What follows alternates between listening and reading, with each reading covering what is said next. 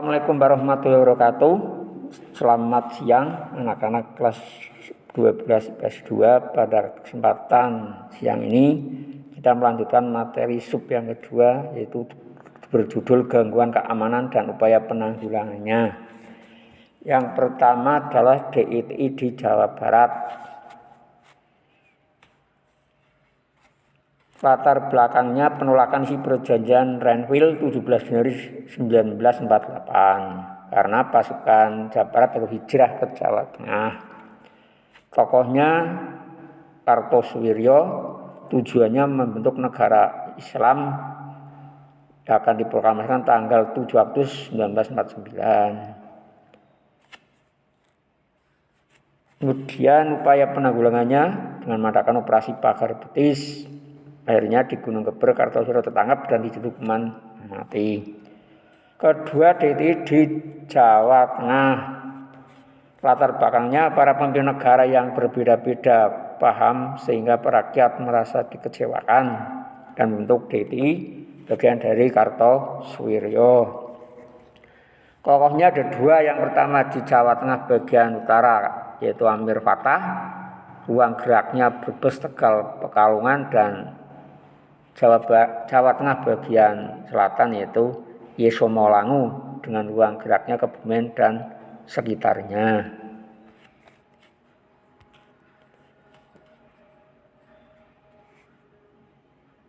Kemudian tujuannya tadi sudah mendirikan negara Islam dan dari Kartosoewirjo. Upaya penanggulangannya mengadakan operasi GBN, Gerakan Banteng Negara, Gerakan Banteng Rider. Kemudian juga lagi operasi Merdeka, operasi Benteng Nasional. Akhirnya Amir Fattah menyerah tahun 1950. Kemudian yang ketiga DITI di Sulawesi Selatan. Latar belakangnya Kahar Muzakar ini kecewa karena ingin mendapatkan kedudukan dalam APRIS tapi tidak terlaksana, sehingga ia mendirikan gerakan DITI bagian dari DITI Kartosoewirjo. Tujuannya melindungi anggota KGSS Komando Gerilya Sulawesi Selatan.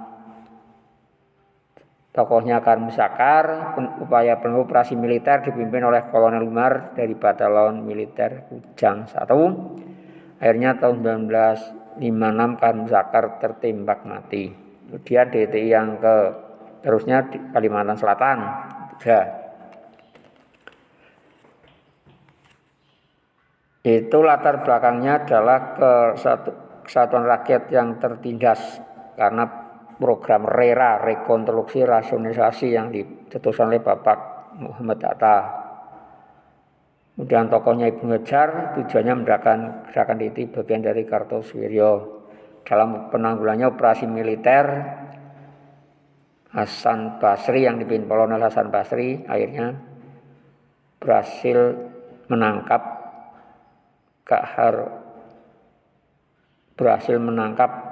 Ibnu Hajar dalam sidang Mahmilub tahun 1965 dijatuhi hukuman mati. Yang kelima tadi DITI di Aceh.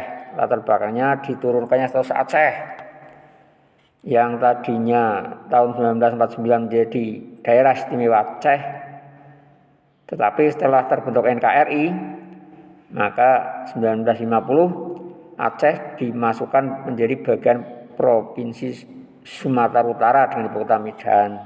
Tokohnya adalah Tengku Daud Bewereoh.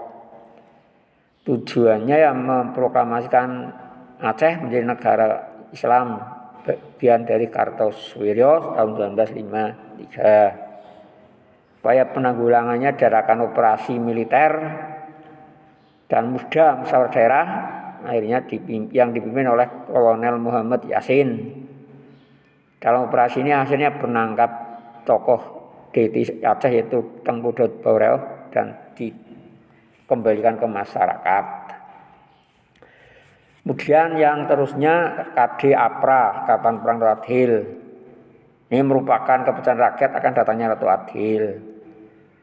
ingin membebaskan penjajahan bangsa Belanda dan Jepang. Latar belakangnya dengan terbentuknya APRIS, Angkatan Perang Republik Indonesia Serikat, Angkatan Perang Republik Indonesia Serikat, maka timbul tidak puas bagi pasukan bekas Kenil.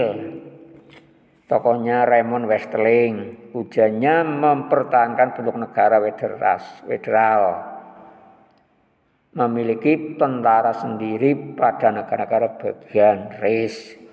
Sasarannya adalah ke Sulawesi Utara dan Selatan dan ke Bandung. Ke Sulawesi Selatan dengan memberondong ribuan rakyat menjadi korban. Ke Bandung mengadakan serangan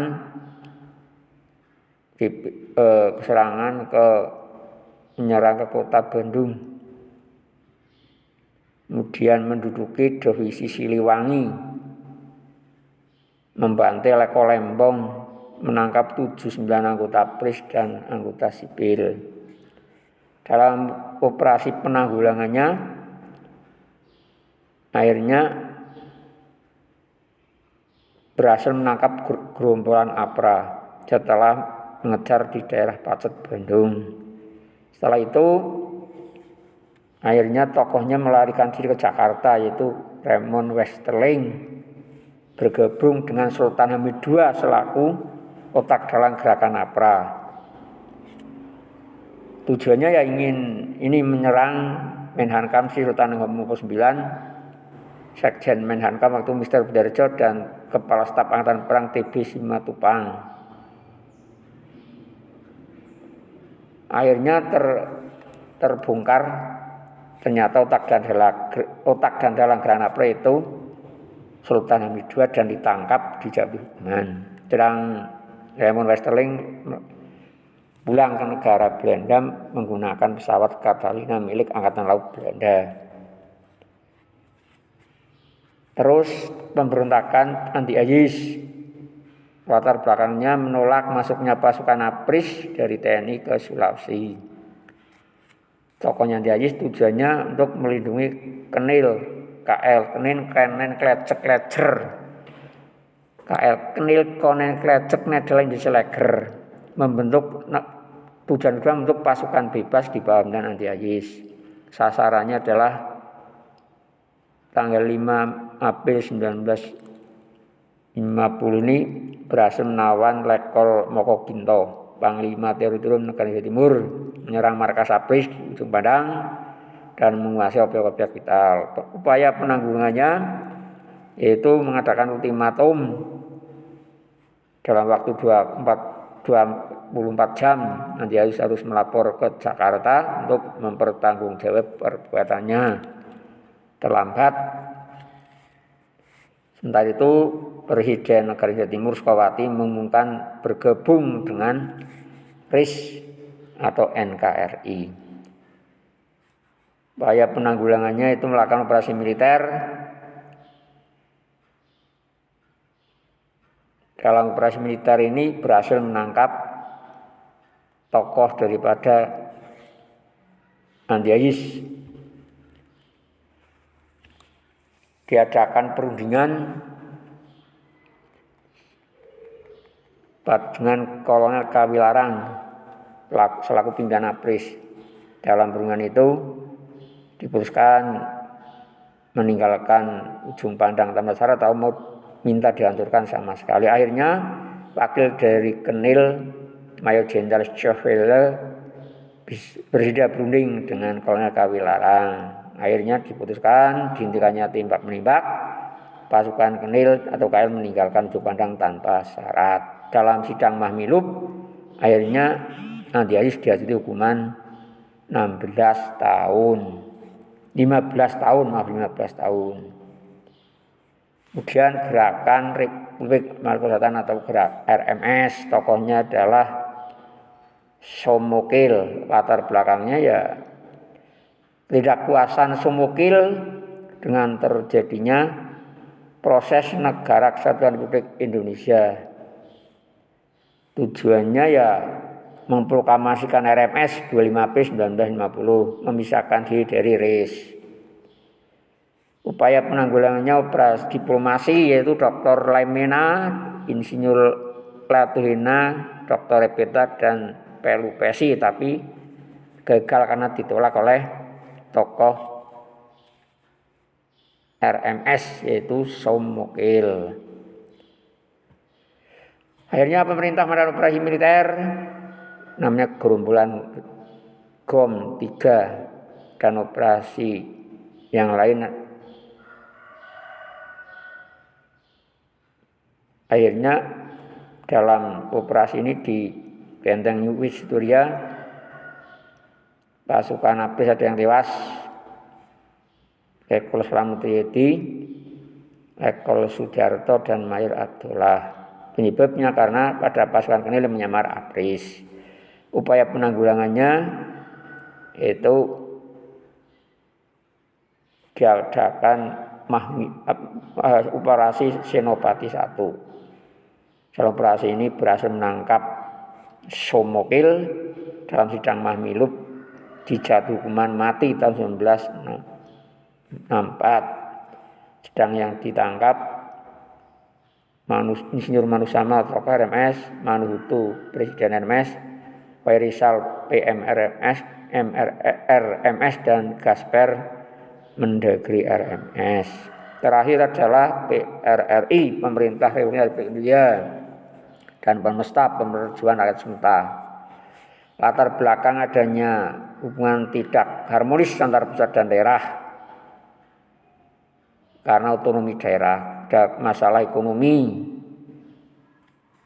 Ini berkaitan dengan keuangan yang tidak seimbang untuk pembangunan di daerah. Tokohnya yaitu Kolonel Muhammad Hussein dan Kolonel Wenzel Samuel. Pemberontakan PRRI sebelum meletus dibentuk Dewan Banteng, tokohnya adalah Muhammad Hussein. Dewan Gajah, tokohnya Kolonel Simbolan. Dewan Garuna, tokohnya adalah Kolonel Berlian. Dewan Manguni, tokohnya adalah Kolonel Wences Samuel. Dan 10 Februari 1958, Kolonel Muhammad Hussein dan Wences Samuel memultimatumkan pada pemerintah pusat, isinya dalam waktu 5 kali 24 jam Kabinet Juanda harus menyerahkan mandatnya pada Presiden Soekarno. Kedua, agar Presiden Soekarno menugaskan Muhammad Hatta dan Sultan Hamengkubuwono IX untuk membentuk Zakon Kabinet. Kabinet yang mengutamakan ahlian atau skill Presiden supaya dikembali pada kedudukan yang konstitusional. Upaya penanggulangannya operasi Tegas dipimpin Kolonel Karudin Nasution, operasi 17 Agustus dipimpin Jenderal Ahmad Yani, operasi Sabta Marga dipimpin oleh Majen Jati Kusuma, operasi Sadar dipimpin oleh Kolonel Ibnu Sutowo. Dan untuk menumpas pemberontakan pemerintah dengan operasi Merdeka dipimpin Kolonel Rukminto Ningrat, operasi Sabta Marga dipimpin oleh Kolonel Sumarsono, operasi Sabta Marga 1 dipimpin oleh Prasnowo, Sabta Marga 2 dipimpin oleh Kolonel Magenda, Sabta Marga 4 dipimpin oleh Kolonel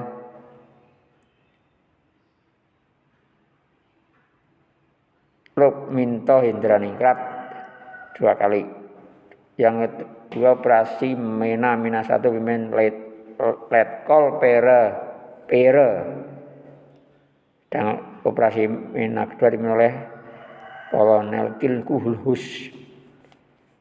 Akhirnya tanggal 29 November 1961 Ahmad Hussein dan Safruddin Prawironegoro selaku Perdana Menteri PRRI menyerah pada pemerintah RIS.